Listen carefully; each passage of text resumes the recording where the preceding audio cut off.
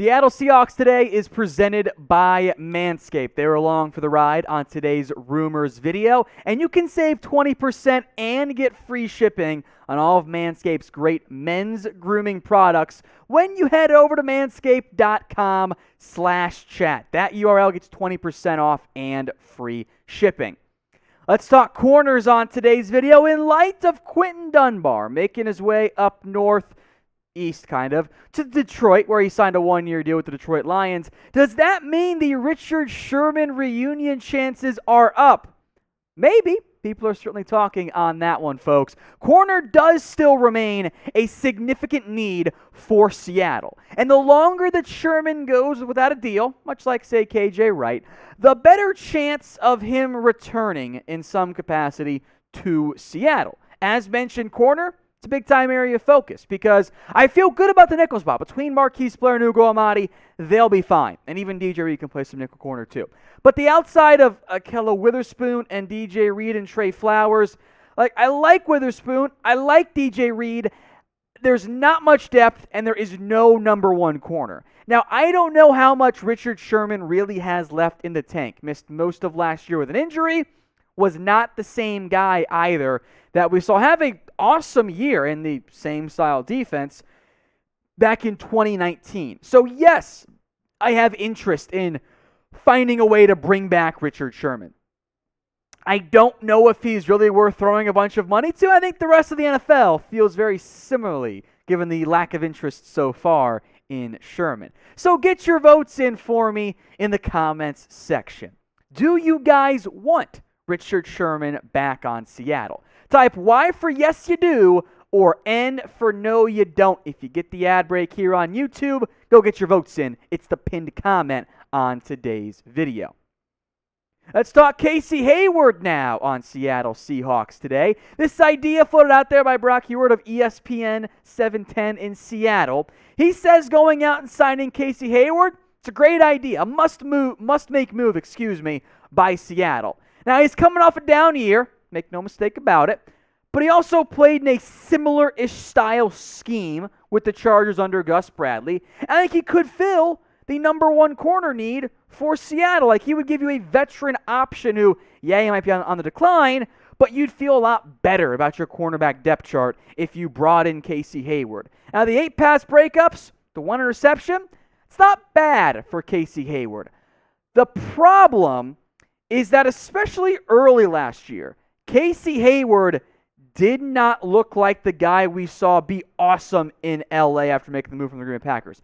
Yes, the completion percentage allowed went down from 62.5 to 49.5. That is a significantly lower rate there for the Seahawks. That is substantially, or for the Chargers, significantly lower there. But the yards skyrocketed from 350 to 631. Touchdowns from 3 to 5. Interceptions dipped down as well. In fact, in previous years before this, Hayward had some of the best ball skills in the NFL.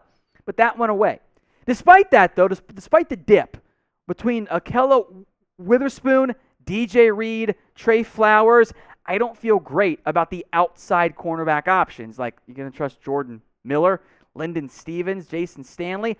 I don't think that I am. And I think there's a real argument that Casey Hayward, if he's not the best free agent cornerback out there, is at least the second best free agent option on the open market. There are guys like Richard Sherman, Steven Nelson, Bashaud Breeland, A.J. Boye, former first-round bust Garyon Conley. It gets a little bit thin after those first 2 or 3 names. So I do think Hayward makes sense as a potential option in Seattle. Now, much has been made about Richard Sherman, including on this very show. So pick a corner for me. Which one would you guys rather have if you were Seattle? Type RS for Richard Sherman or type in CH for Casey Hayward. Now, what you might see Seattle do is wait on a cornerback in free agency and see what happens in the NFL draft. Pick in late round 2, it is super difficult to actually find and know who's going to be there on the board. So a couple names I wanted to mention as maybe they try and see if they can get one of these guys early. If not, revisit. Eric Stokes, Tyson Campbell, 2 Georgia kids who I like. I got Stokes higher. I don't think he's there. Ifeatu Melifonwu definitely fits that Seahawks-style corner mold there. I think he's off the board, maybe, by the time Seahawks on the clock. Paulson Adebo should be there. Is he worth it? Different conversation. And then local kid Keith Taylor, who I don't love, but one of those guys, if Seattle picks them, I think would take them out of running of a Casey Hayward, Richard Sherman, or one of those big-name veteran corners out there. But it is certainly worth monitoring before the NFL draft and then after, depending on what Seattle does at that position with their limited draft capital.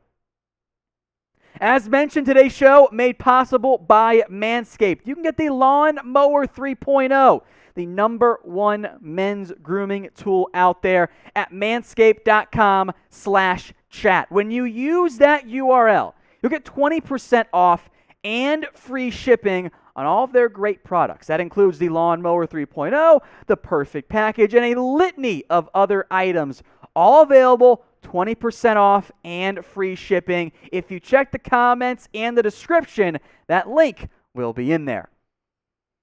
To Quinn Miners now, we had a rather popular draft target for the Seahawks. This coming to us from the latest Todd McShay 2-round mock draft, where he had Miners as the pick in round 2. What a great rise for the Wisconsin Whitewater product. Went from being a, hey, maybe he goes late day 3 to, yeah, he's probably going to be a top 75 pick because he was dominant at the Senior Bowl. Took a year off since FCS was canceled due to COVID and absolutely reshaped his body, got into incredible shape, and bullied dudes at the Senior Bowl. And with Creed Humphrey and Landon Dickerson off the board, getting a center in Miners does make sense for Seattle. Because, yes, they brought back Ethan Posick, and if you had to, you could start him. But who here really trusts Ethan Posick long term? I kind of don't. And worse, he'd be a nice swing backup interior offensive lineman. So I do think a center in round 2 makes a ton of sense for Seattle. Now, Landon Dickerson is my dream pick for Seattle in round 2. If he's there, it's because the medical has some issues. I still might gamble on him at that point. Creed Humphrey, athletic center, could be off the board. In the McShay mock draft, he went number 47 to LA.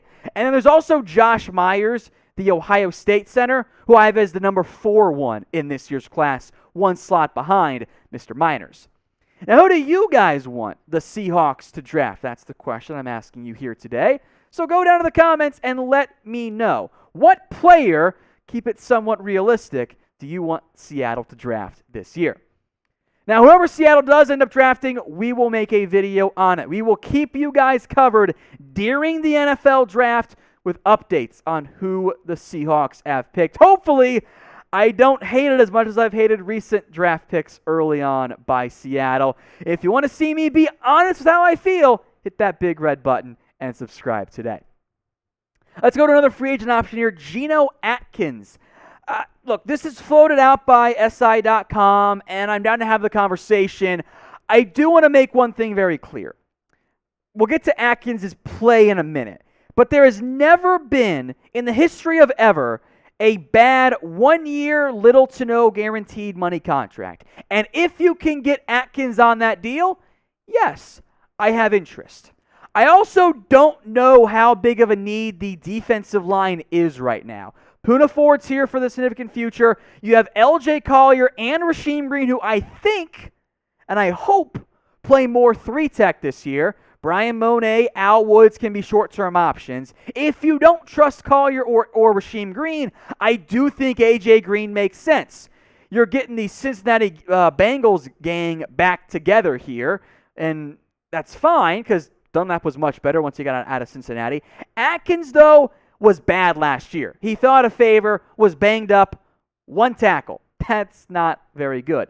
And even the last time that we saw healthy-ish Geno Atkins, the decline had begun to set in.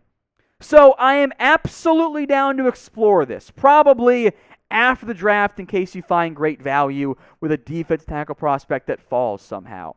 What I don't think the Seahawks should be doing, nor do I think will they, is spending big money on an interior defense line. They tried that with Jarran Reed. Didn't work out, mostly because of Reed, right? So I'm down to bring in Atkins. But it's got to be cheap, and it's got to be a smaller role, and we'll see if either side even wants that in the end.